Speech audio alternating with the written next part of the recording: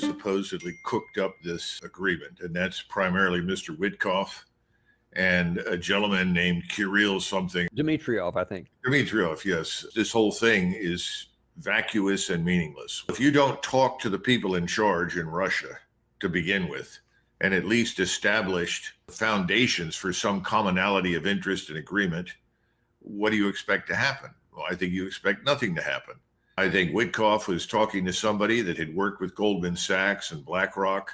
The man lives primarily in Palo Alto. He doesn't represent anyone in Moscow. As far as I can tell, he doesn't represent anybody in Kiev. So what do we get? We get this nothing burger, if you will, of 28 specious points that are irrelevant, that are not even open for discussion.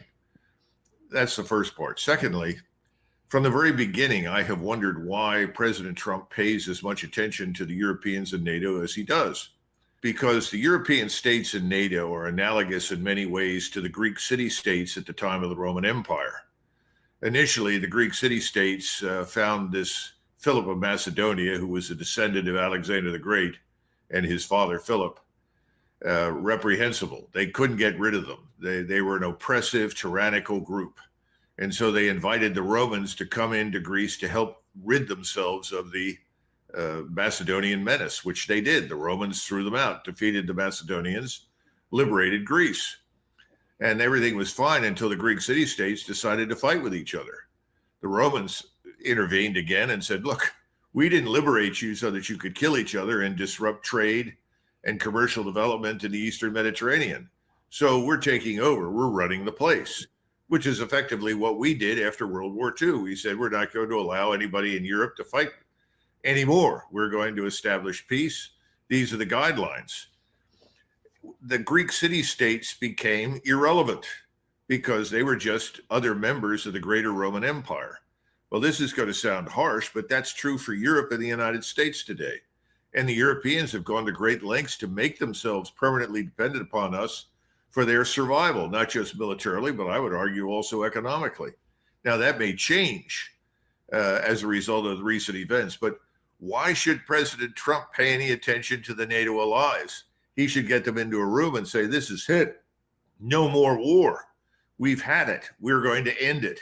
These are the terms to which we are prepared to agree. If you don't like it, well, there are things we can do because you are dependent upon us. We can make life very miserable for you. That's what Eisenhower did in the aftermath of the Suez Crisis.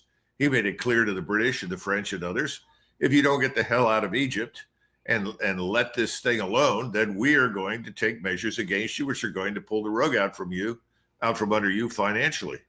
I guess my point is that for all the bluster, all the big talk that comes out of Trump, he behaves like a pussycat. Oh, won't you please sign on for this? We'd like your input. We want you to join us. The hell with that. We have no interest in this war in Ukraine. We never have. We have no interest in Ukraine other than stability and peace. That's what should have been stated right up front. Instead, we were dragged into this ridiculous anti-Russian crusade, largely because of the people that were running the Biden administration, and many of the people running this administration are no different. They adhere to the same principles, the same thinking. You know, it's not just Israel über alles. It's we're going to demand that Russia commit suicide before we do business with them. It's insane. It's all got to change. But he doesn't seem to be a free agent. He doesn't seem to be able to act decisively on his own in the interests of the American people. Well, and so that's part of what's puzzling because according to the reports, this 28-point peace plan wasn't just authored by Witkoff and some of his buddies, but apparently what's being reported was that Trump himself gave personal direction that this is what I want. So however they were arrived at, Trump said, yes, these are the 28 points I want. Then Witkoff goes to Europe. You have Secretary of State Rubio goes to Europe. And then all of a sudden things start changing. And as you've talked about many times, one of the problems with the current president is that he's really influenced by whoever the last person that talked to him was. And along with whatever was happening in Europe with Rubio et al., you also had Brother Jack Keane talking on American radio, television, apparently also trying to influence Trump in a different direction.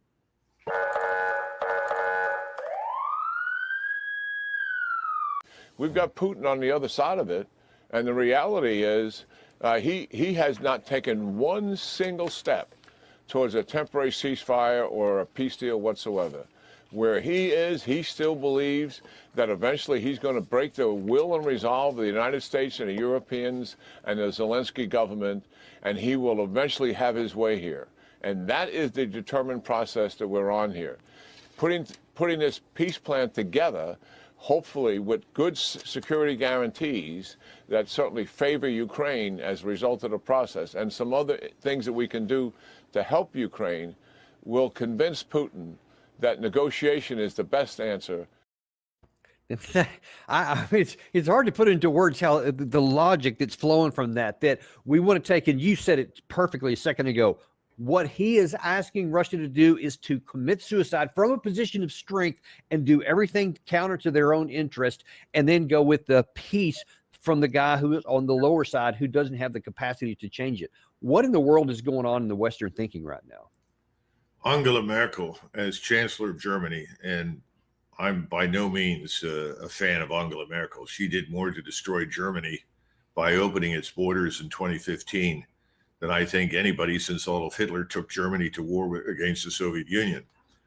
But Angela Merkel did grow up in East Germany for the most part. She did learn something about the Russians. And she said on more than one occasion while she was chancellor that we need to understand that President Putin cannot conceive of any circumstances under which he cannot win a war in Ukraine. And she was right. If there's a war Russia knows it can win, not just Vladimir Putin, but everyone, it's a war on Russia's doorstep. It's a war in eastern Ukraine or even in western Ukraine, because you're talking about a force that can be built up and then ultimately commutes to the fight. Who cannot win in Ukraine? We can't. We're too far away. We can't mass the forces. We can't build up to do anything. And the Europeans, they lack both the resolve, the will, and the understanding to field a force that could defeat the Russians. So it's all nonsense. Anything that Jack Keane says about the war in Ukraine is nonsense. Forget it. It's a dead end. We can't win it. Now, I think privately there have been moments of lucidity when Donald Trump has effectively said that. When he said in the Oval Office to Zelensky, you don't have any cards to play. What he didn't know is that his donors were on Zelensky's team, and his donors were going to tell him, you have to stick with this, Donald, because his donors, these are the ones driving us to war with Iran, driving us to war with anybody Israel doesn't like, also hate Russia. Okay, it's not an American interest, but whose payroll are all of these people on? That's the question you have to ask. I wish every time Fox or CNN or somebody brings up an individual and puts the name up there, they should put beneath it sources of income. What are the sources of income? Well, it's probably Raytheon, Lockheed Martin, APAC, or some derivative of APAC. I mean, come on, let's be honest. Who is funding these talking heads? If Americans understood that, they would step back in horror and suddenly realize that none of these people are saying or doing anything that is in the interest of the United States. And frankly, this has been the problem from the very beginning. I saw this back in the 90s. The view was, it doesn't matter. We can sell our country down the road because it doesn't hurt us. We're great, we're powerful, no one can ever touch us, nothing can ever harm us. So what difference does it make? What difference does it make if another few million illegals come into the country? What difference does it make if we embroil ourselves in conflicts in Africa, Asia, or Latin America, or Eastern Europe? Because we're great, we're powerful, nobody can challenge us, nobody can touch us. Well, that's wrong. It's dead wrong. And we are more vulnerable today than ever in our history.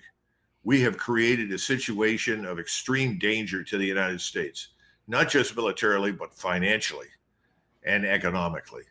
You know, someone was talking to me earlier today and said, you know, the problem, Doug, and this is someone overseas who's very heavily engaged in the banking industry.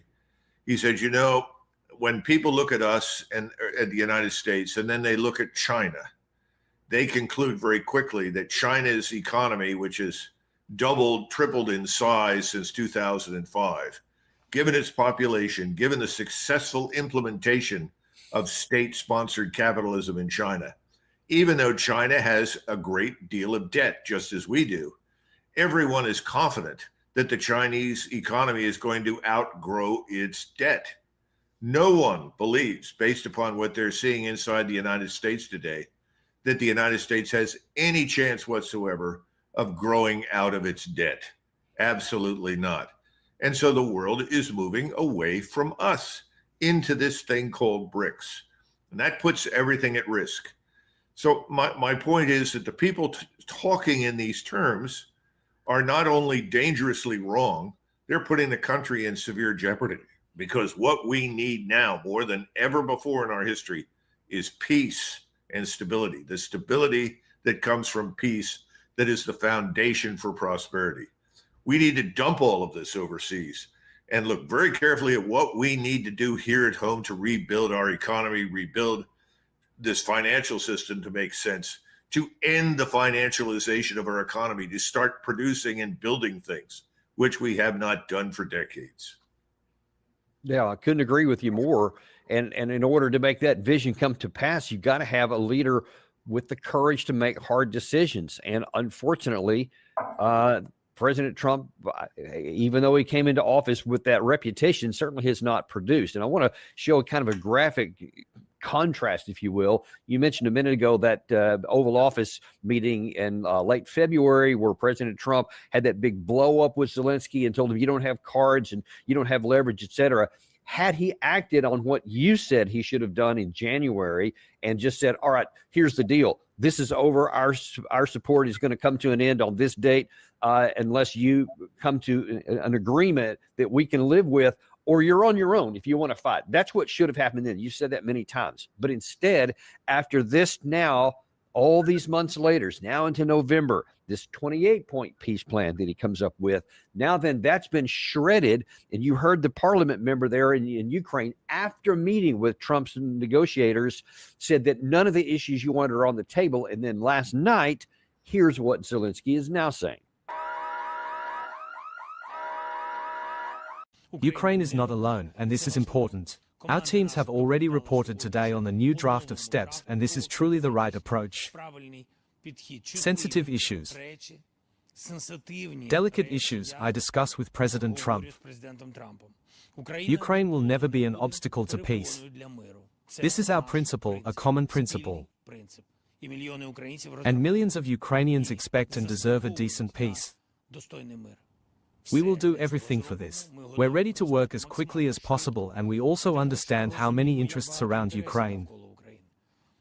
And above all, there is an interest from Russia in derailing this chance for an agreement and in prolonging the war. So he's trying to tell everybody, and of course he's been meeting with a lot of Europeans as well, that, hey, it's the Russians who are the problem, and they don't want the deal that we want, and we'll have peace as long as they're on our terms, which means, correct me if you think I'm wrong, is that whatever President Trump intended, it's Zelensky and his European leaders who are running the show. Zelensky and his government are not only a catalyst for conflict with Russia in a permanent sense. Frankly, they are responsible for the conflict. And until that government is gone, there will be no peace in Ukraine or Russia. And that's where we are headed right now. People need to understand this. I think they do, frankly, outside of Ukraine. I think there are preparations to fly Zelensky and much of his inner circle to Israel, where they have immunity against extradition for criminal proceedings, and that's what they're going to need when they finish up in Ukraine. They've got one foot right now in Ukraine and the other foot really in the door of the aircraft to fly them out. People don't realize how weak and fragile this Ukrainian government is. Earlier today, I received some information from Eastern Europe, and I was told that people are coming out of the basements and homes in Prokhovsk, and they're saying, to the Russians, thank God, let's get this over with, help end this war. And many of them are saying what initially back in 2022 in February, March, April were saying in Luhansk and Donetsk, what took you so long? I think increasingly the population that lives in eastern Ukraine and much of the population in the West desperately wants an end to this war. And they realize it will only end with one outcome. That is the elimination of Zelensky and his regime. It's a permanent trigger for conflict and war. Now that satisfies certain people in Washington, D.C. and the current globalist governments in Europe, but it is not a long-term solution for peace and stability in Europe. It's the opposite. So people like McConnell or Slotkin or Lindsey Graham, any of these people, they all sing the same tune. You know, somebody was saying the other day, well, the Republicans have made such a mess of this, the Democrats are going to end up taking over on the midterms, and then they'll probably win in 28. And I looked at it and I said, so what difference? What's the difference? That's the truth. These people are all playing more or less on the same team. And that's why you've got to go back and ask the question, how is it that you're a millionaire? How did you become a millionaire after you came to Washington, D.C.? Show us the sources of your cash. Pretty soon you discover it's the same source, the same people. And you know, you have to look at the European contingent this minute. You mentioned them a second ago, but again, this it seems to me that Ukraine and Europe are driving the train. You said it should be the United States. We have the power, but it doesn't look like it is. So on top of everything I've already shown you here now, kind of representing the European side, is Keir Starmer yesterday before members of his party, or maybe it's this morning. And Mr. Speaker, we should not forget that Putin's aggression, his illegal actions, and his total disregard for human life has taken a huge toll on his own people. Thousands of Russian soldiers are killed every single day. 100,000 have been killed attacking Donetsk. In total, more than 1 million Russians have been killed or injured, all because of the depraved ambitions of one man. So, Mr. Speaker, we say again, this country will never falter in our support for the Ukrainian people.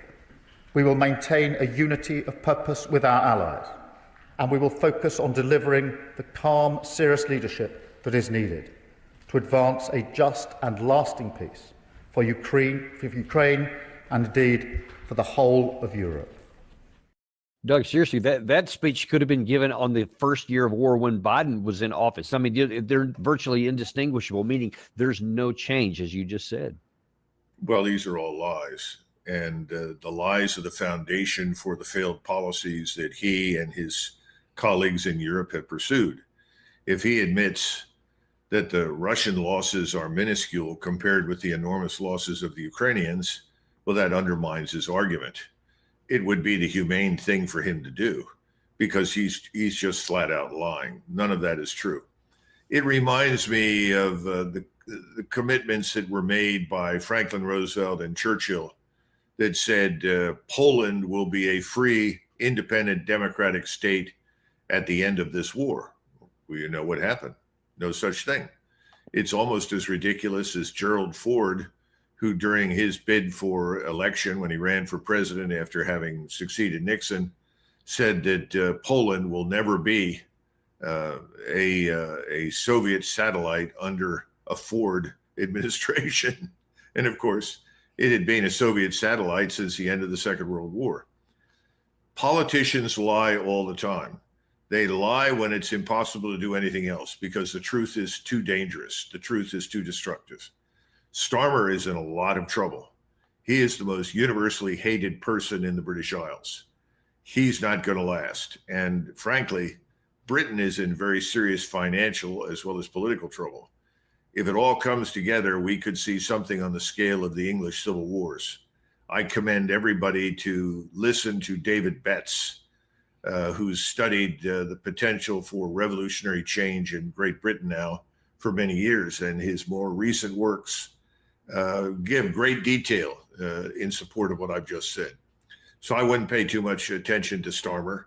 Macron won't be far behind, and neither will be Merz in Berlin. These people are all on the road to extinction.